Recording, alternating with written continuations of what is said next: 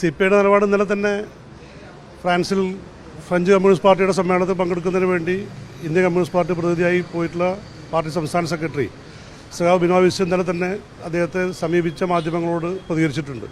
ഇന്ന് ചില മാധ്യമങ്ങൾ അത് വാർത്തയായി കൊടുത്തിട്ടുണ്ട്. അതുതന്നെയാണ് പാർട്ടിയുടെ നിലപാട്. അത് അടഞ്ഞ അധ്യായമല്ല. ഇടതുപക്ഷ മുന്നണിക്കകത്ത് ആ വിഷയം ചർച്ച ചെയ്യണമെന്നാണ് CPI ആവശ്യപ്പെട്ടിട്ടുള്ളത്. അങ്ങനെ ഏകപക്ഷീയമായി അടക്കേണ്ട ഒരു വിഷയമല്ല എന്ന് തന്നെയാണ് CPIയുടെ നിലപാട് ഇപ്പോഴും.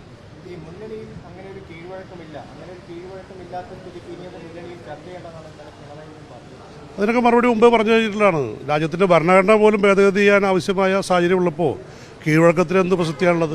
കീഴ്വഴക്കങ്ങളൊക്കെ മാറി മാറി വരാനുള്ളതാണല്ലോ. അതുകൊണ്ട് കീഴ്വഴക്കം എല്ലാ കാലത്തും പിന്തുടരേണ്ട ഒന്നല്ല. അത് മാറേണ്ട സാഹചര്യം ഉണ്ട് എന്നാണ് പാർട്ടി വിലയിരുത്തുന്നത്.